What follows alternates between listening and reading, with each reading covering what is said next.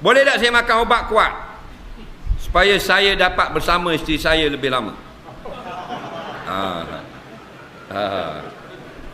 Ni pengurusi dia tanya ni.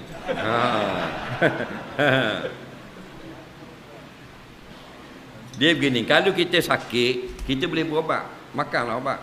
Tapi kalau kita molek dah, tak payah lah. Bila kita sakit, Nabi kata tadawau wala tatadawau binajisin.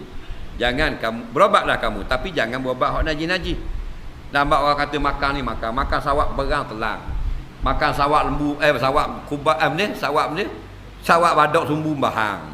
Dah, ini tanduk ni muasah minum air, padahal tanduk babi makan. Dah, jadi tak tahu ke benda. Berobat dulu kalau sakit, tapi wala tatadawau binajisin, jangan dengan benda kotor. Faham? Berobat.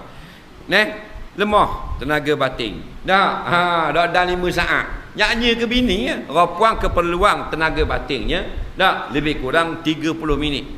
Dah, 30 minit. Laki-laki Nusantara ni dia biasanya 6 atau 7 minit saja. Faham lagi?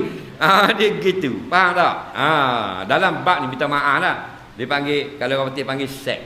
Kalau kita panggil batin, nafsu batin. Nafsu batin lebih perempuan. Perempuan kuat. Faham lagi?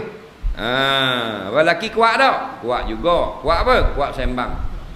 Faham lagi? Bagai sembang kedai kopi. Aku 4 bini ada. Bagi katok. Tanya Pak Long dia. Sungguh Pak Long dia kata kalau 4 boleh lagi. Bawa ketok. Faham? Tanya bini baru tahu. Faham?